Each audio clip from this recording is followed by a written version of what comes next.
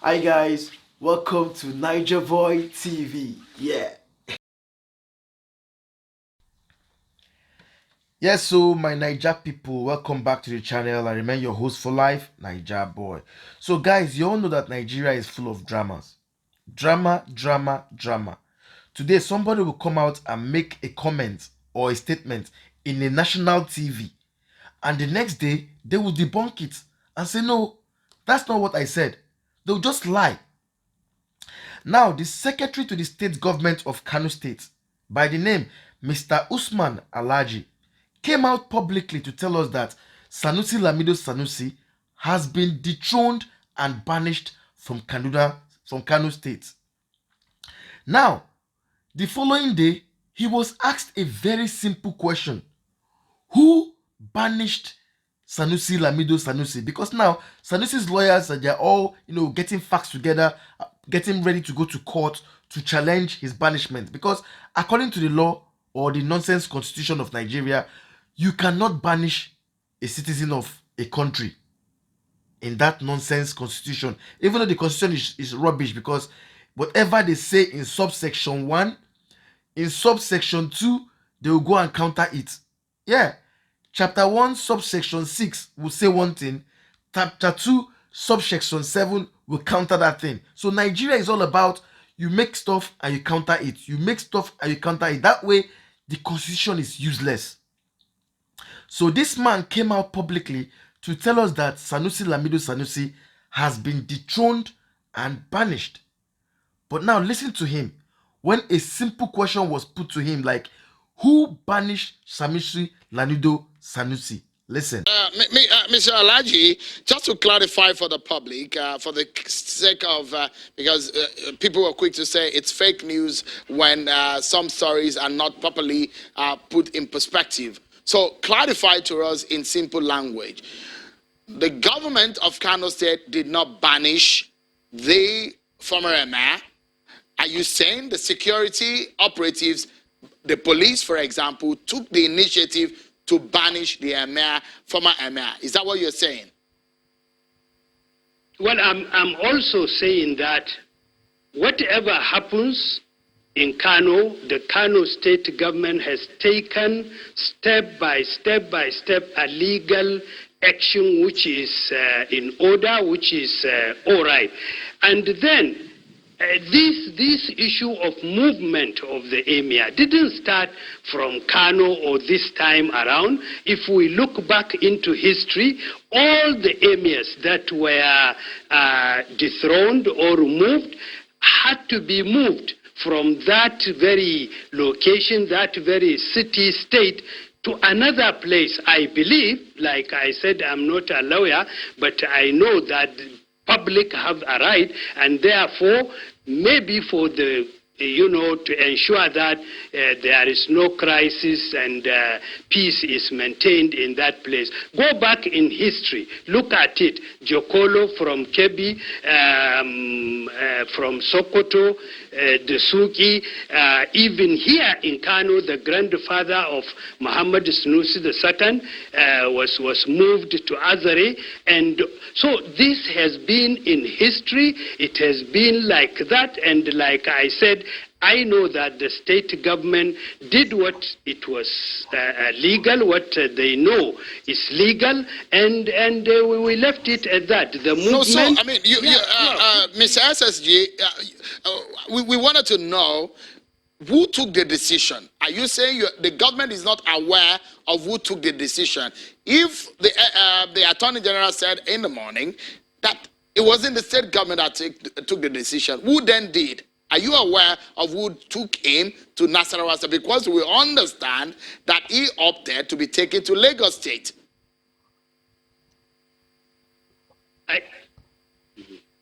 I'm saying that the decision the Executive Council under the chairmanship of the governor took was plain and clear. It was based on the law that provided for it, that it was decided to remove and dethrone the emir, and also to take the other due process going through the kingmakers to make recommendation for the governor to approve and then appoint a new emir. So as I said, the decision was not part of the decision made. You made that clear, SSG. You made that clear earlier on. Yeah. But what we're trying, I mean, you probably are saying it in a different way. But what you have not told us, and the question I've asked, this is the fourth time I'm asking the same question, is who took the decision? Categorically, you have said it is not the state government. Then who did? Is it the police? Well, what I don't know is what difference, of course, it even makes to you. What I know, I said it was no part of our decision, one. Number two, there is history, there is tradition of doing this thing over time. And somebody is vested with the responsibility to ensure peace and tranquility and security, prevails. And therefore, if a decision is taken based on also the rights of other people, the generality, the majority of the people. I have seen in many cases where, if you are talking about the who did it, like I said, our decision is clear. And of course, the need to remove the emir from Kano is also very clear. Okay, so I mean, it's pretty straightforward. There's a dethronement on one hand, and there's a banishment on one hand. You said it categorically, and you've owned up to it that the government of Kano dethroned him, but who banished him? Is it the council of traditional kingmakers in Kano or the police? Just so that there's a reason why we're asking this. No, I understand. What I can only do is to tell you what I know, what I understand, what I also believe and stand by. And therefore, probably your question should also be directed to investigative, system. So as you can all see, this man doesn't know what he's talking about. He clearly doesn't know what he's talking about. Now, as if this is not enough, before you know it again, they came out and told Nigerians that Sanusi has been appointed a new contract in Nasarawa. You banish somebody, you dethrone somebody, and now you're giving him a new appointment. Although I know Sanusi is a very good man. We all know he's a very good man. He's outspoken. He's got this eloquence in English. He's very, very outspoken, very well educated, and we all love him. I love him personally. But now, he was dethroned and banished. And before you know it, he's been given a new appointment. So, the same journalist asked this man, okay, according to what you have said that Sanusi has been given a new appointment, did he accept the appointment? Now listen to what this man is saying. Jesus, have mercy. Listen. You thinking? And also, people would like to know, has he accepted this offer? What response did you get from him? Because it's one thing to appoint someone, it's another thing to receive or accept that appointment. So what response did you get from him? His Highness Mamadou Sanusi II has been a consistent friend of Kaduna State. He has attended and spoken at our various investment summits and other events. We have no doubt that our state will continue to benefit from his support, resources, and networks. I'm sorry, I didn't quite get that. Did you say he has accepted or not? His Highness Mamadou Sanusi is a friend of Kaduna State. He has participated in our investment summits. He is a supporter and close friend of our governor, and we have no doubt that Kaduna State will continue to benefit from his support. Okay, so was he in Kaduna yesterday? Pardon? Did any conversation hold about this yesterday? Look, His Highness Mamadou Sanusi is not in Kaduna.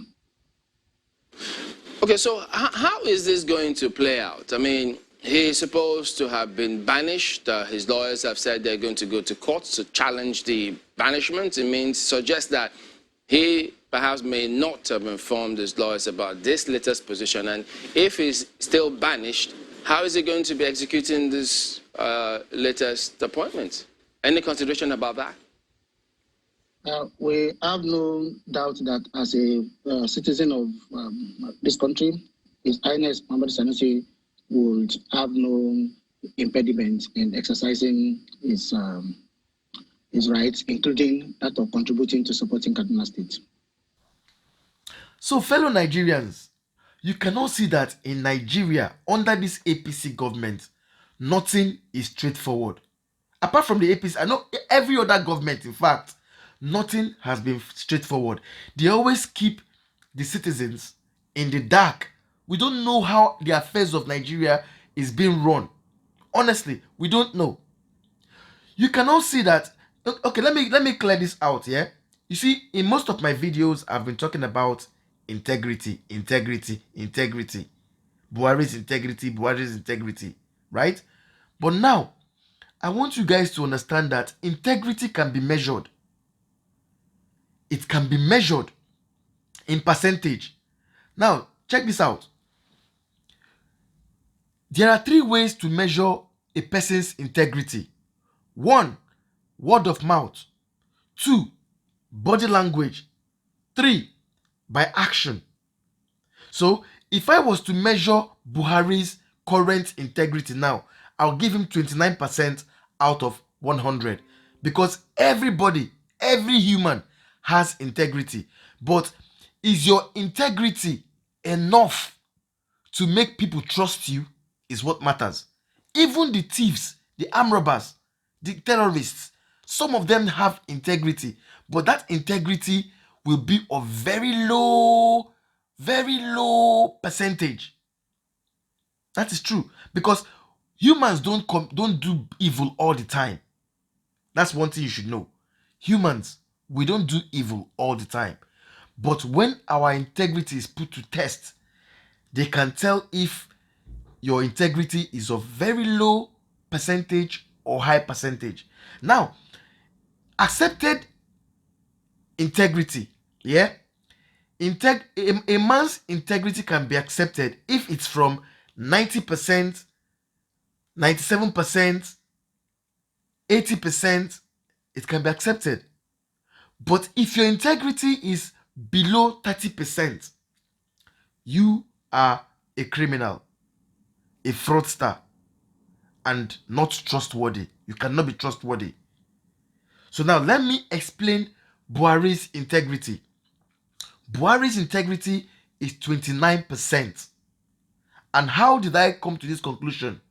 Listen to this. Buhari came out openly and told us that Abacha is not a thief. Word of mouth. So integrity in that small percentage of 29 is still within the 29%.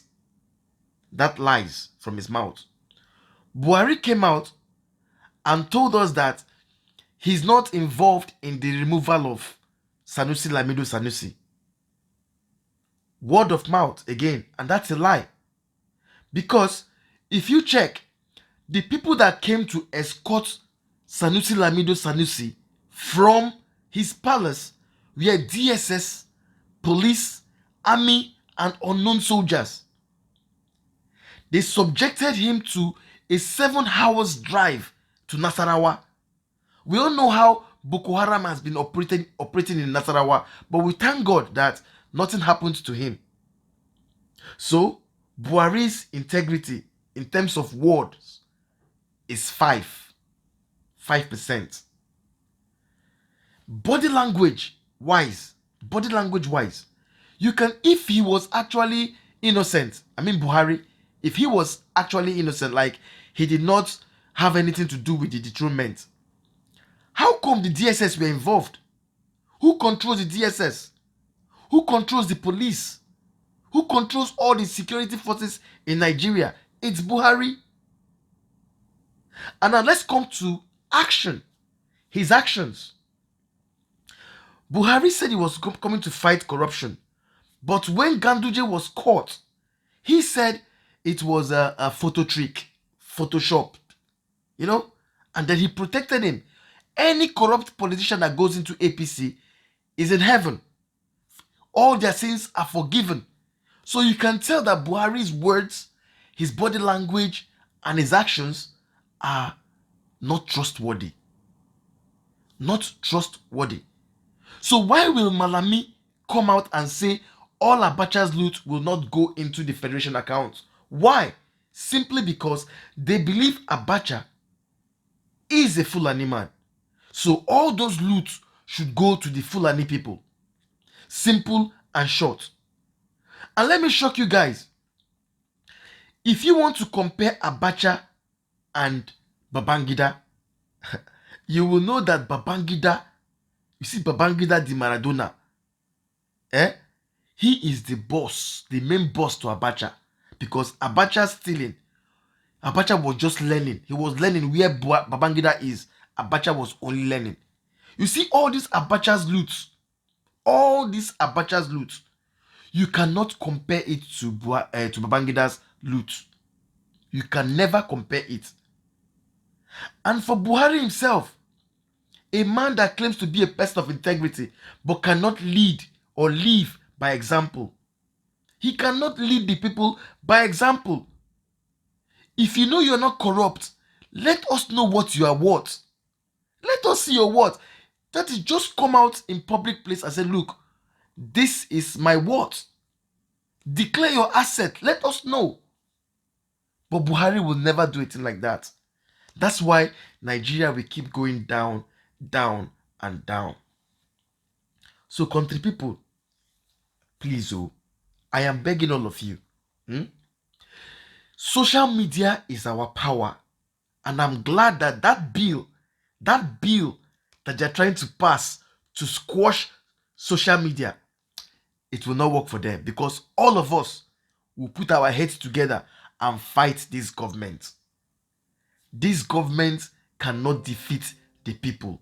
We are the government. All right, guys, thank you very much for watching this video. I appreciate you all. My new subscribers, I thank you. My old subscribers, I thank you. And I hope to see you guys again in the next videos. Peace. I'm out of here. Bye-bye.